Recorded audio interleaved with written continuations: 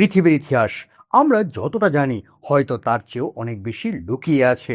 ১৯৩৮ সালে চীনের এক নির্জন পাহাড়ি গুহায় কিছু অদ্ভুত জিনিস পাওয়া যায়। পাথরের ডিস্ক, যার উপর খোদাই করা এমন কিছু চিহ্ন যা আজও কেউ পড়তে পারেনি। কিন্তু এই রহস্য এখানেই শেষ নয়। একটা হাতুড়ি যা পাওয়া গেছে এমন এক পাথরের ভিতরে যার বয়স মানুষের ইতিহাসেরও আগে। মিশরের এক সমাধি থেকে একটি ছোট্ট পাখির মূর্তি যার ডিজাইন আশ্চর্যজনকভাবে মিলে যায় আধুনিক বিমানের সাথে। আর একটি বই যার প্রতিটি পৃষ্ঠা একটি অজানা জগতের মতো। শত বছর ধরে বিশ্বের সেরা মস্তিষ্কগুলো চেষ্টা করছে, কিন্তু আজও এর ভাষা অজানা। এবং একটি সাধারণ পাত্র যা হয়তো প্রমাণ করে প্রাচীন মানুষ বিদ্যুতের ব্যবহার করত। এই সব কিছু তাহলে কেবলই কি কাকতালীয়, নাকি আমাদের ইতিহাসে এমন কিছু লুকিয়ে আছে যা আমরা এখনো বুঝতে পারিনি? এটাই ৫টি প্রাচীন রহস্য যা আজও অমীমাংসিত। Welcome to the unknown. ১৯৩৮ সাল চীনের দূরবর্তী পাহাড়ি অঞ্চল বেইপোকাং গুহায় একটি জায়গায় যেখানে সাধারণ মানুষের পা খুব কমই পড়ে, সেই গুহার ভিতরে ঢুকলেন একদল প্রত্নতত্ত্ববিদ। তারা আশা করেছিলেন কিছু সাধারণ নিদর্শন, কিন্তু যা তারা পেলেন তা ইতিহাসের ধারণা বদলে দিতে পারে। গুহার দেওয়ালের পাশে ছড়িয়ে ছিল অসংখ্য কবর, ছোট আকারের কঙ্কাল, অস্বাভাবিক বড় মাথা। এরা কারা ছিল? কিন্তু আসল রহস্য লুকিয়ে ছিল অন্য কিছুতে।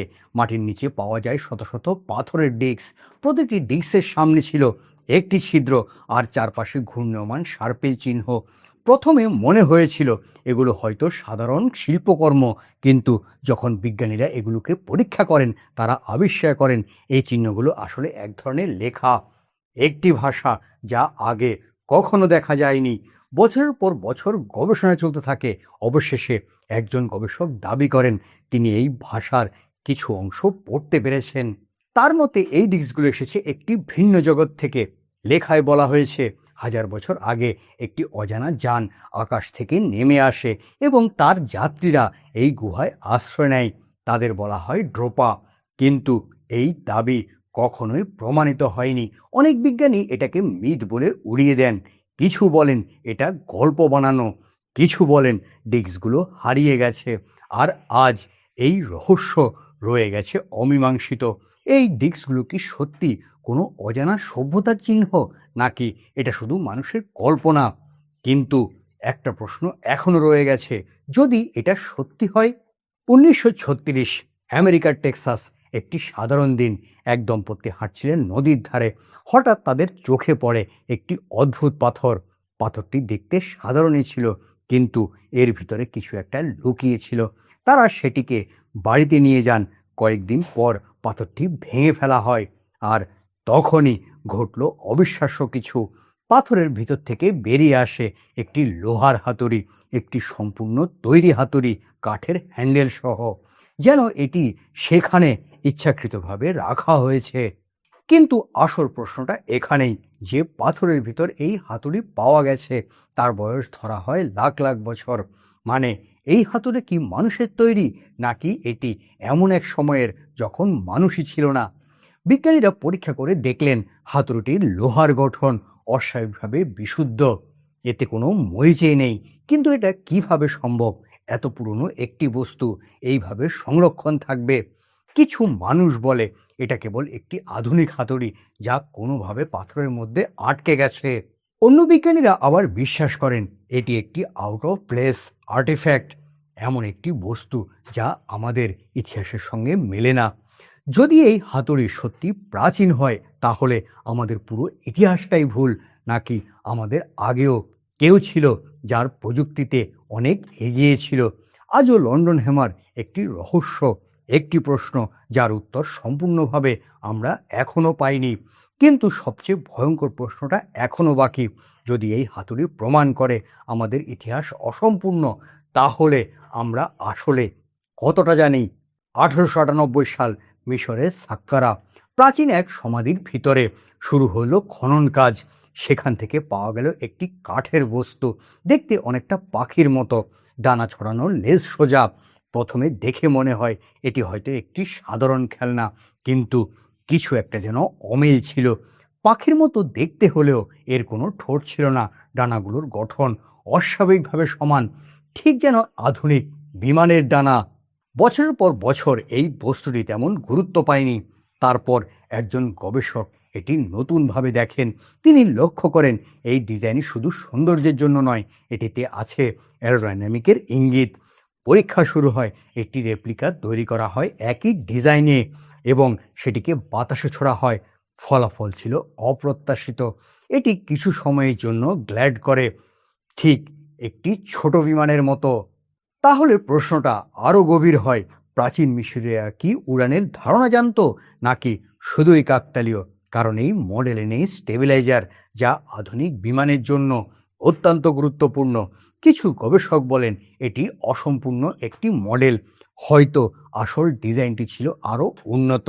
আর কিছু বলেন এটি শুধুই একটি শিল্পকর্ম। কিন্তু যদি এটা সত্য হয়, একটি উড়ন্ত যন্ত্রের মডেল হয়, তাহলে প্রাচীন সভ্যতাগুলো কি আমাদের ধারণার চেয়েও অনেক এগিয়ে ছিল? সাক্কারা বার্ড একটি ছোট বস্তু, কিন্তু এর ভিতরে লুকিয়ে আছে একটি বিশাল প্রশ্ন। মানুষ কবে উঠতে শিখেছিল, এবং আমরা কি সত্যি সেই গল্প জানি? 1930-এর দশক, ইরাকের কাছে একটি প্রাচীন অঞ্চল। খনন কাজ চলছিল মাটির নিচে থাকা ইতিহাস খুঁজে বার করার জন্য। সেখানেই পাওয়া গেল একটি ছোট মাটির পাত্র।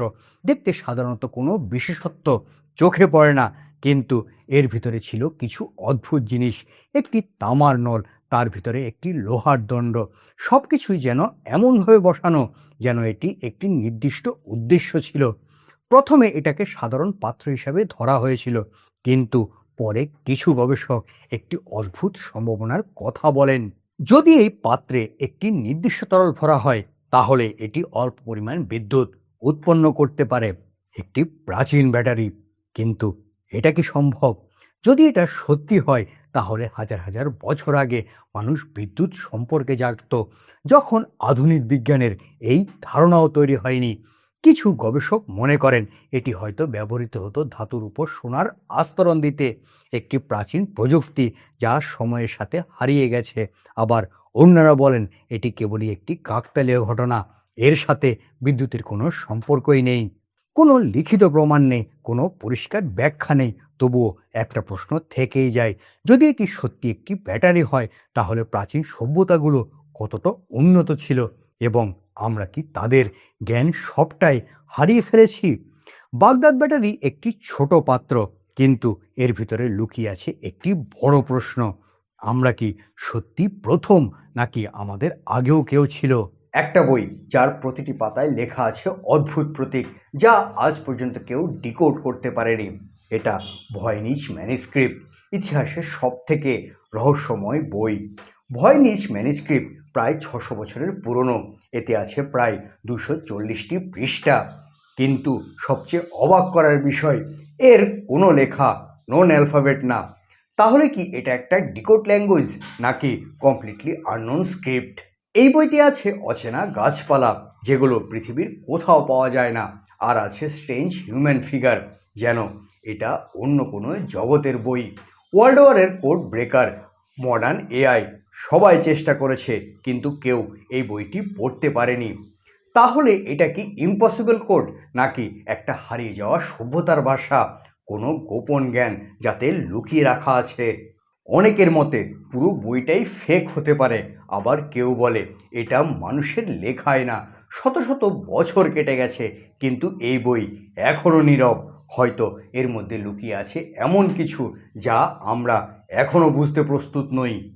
আমরা ইতিহাসকে দেখি যেন এটা সম্পূর্ণ, যেন আমরা সব কিছু জানি, কিন্তু এই আবিষ্কারগুলো অন্য কিছু বলে। এগুলো শুধু বস্তু নয়, এগুলো প্রশ্ন, এমন প্রশ্ন যার উত্তর আমরা এখনও পাইনি। হয়তো আমাদের ইতিহাস অসম্পূর্ণ, হয়তো আমরা যা জানি তা শুধু একটি ছোট অংশ। আর সবচেয়ে অদ্ভুত ব্যাপার, হয়তো উত্তর লুকিয়ে আছে আমাদের সামনে, কিন্তু আমরা সেগুলো বুঝতে পারি না। তাহলে প্রশ্নটা আপনার জন্য, আমরা কি সত্যি প্রথম উন্নত সভ্যতা, নাকি আমাদের আগেও কেউ ছিল? সিদ্ধান্ত আপনার। আর যদি এমন আরও রহস্য জানতে চান, তাহলে এই যাত্রায় সঙ্গে থাকুন।